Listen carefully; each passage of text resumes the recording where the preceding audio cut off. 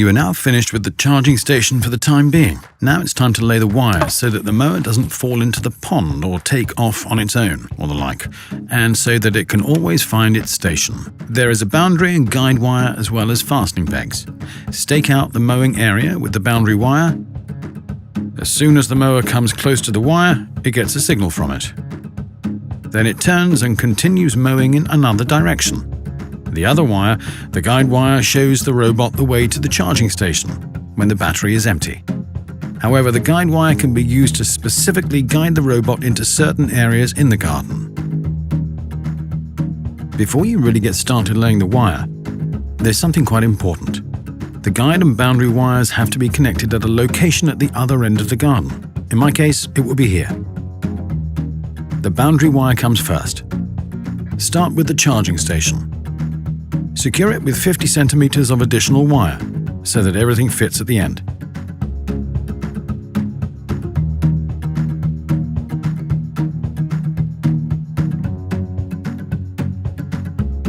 With the ruler, it's super easy to keep the right distance.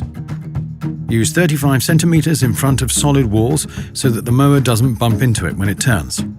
On the other hand, a distance of 30 centimeters is enough for flower beds and gravel paths. But don't use any less.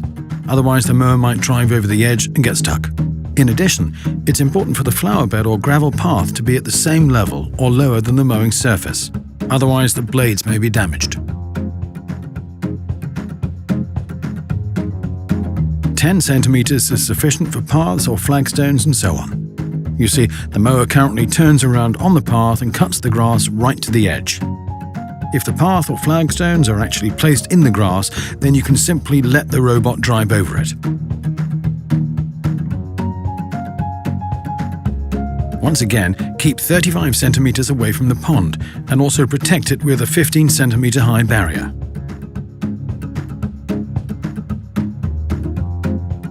Simply hammer in the pegs every 70 centimeters. Then pull the wire until it's smooth.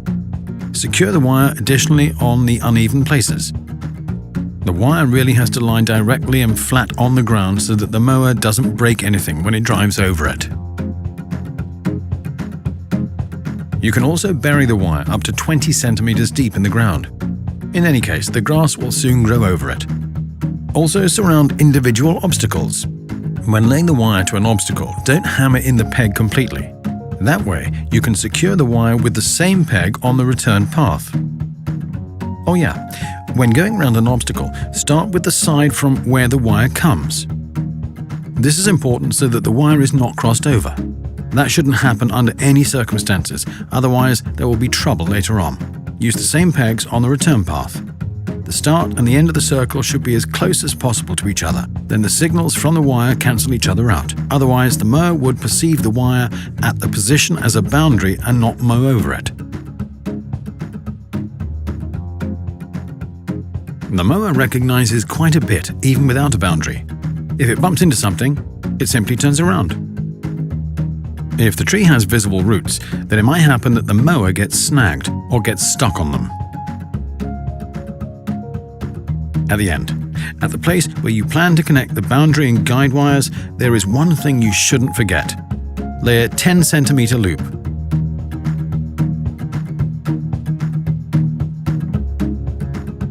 Leave around 50 centimeters of extra wire at the charging station for the connection.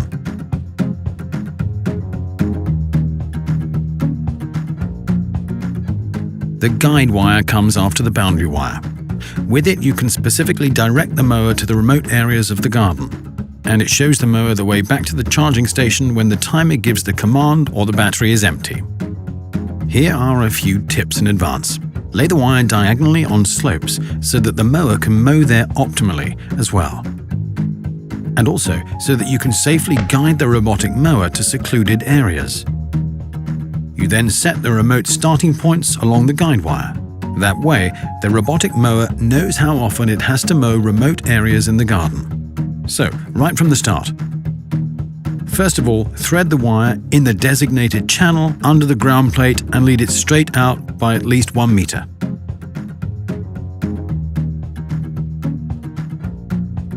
Then lay it using the pegs to the planned connection point with the boundary wire.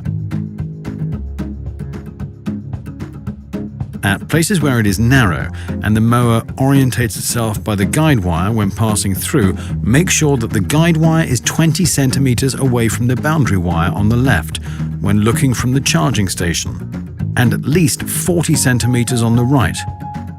On the right, however, the more the better.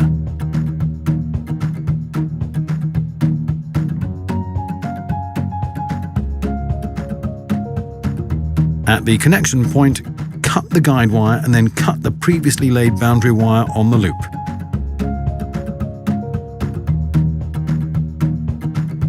Then connect the ends of the 3 wires in the white-blue coupler. To do this, insert the 3 ends into the holes in the coupler as far as they will go and then squeeze it together with pliers. It's important to squeeze the coupler together here very tightly, otherwise the connection might not be made. The charging station would then start flashing. By the way, the coupler is filled with grease to make it weatherproof. Finally, secure everything with pegs. By the way, there are many possible examples in the operator's manual for garden shapes with corresponding instructions and tips for the installation.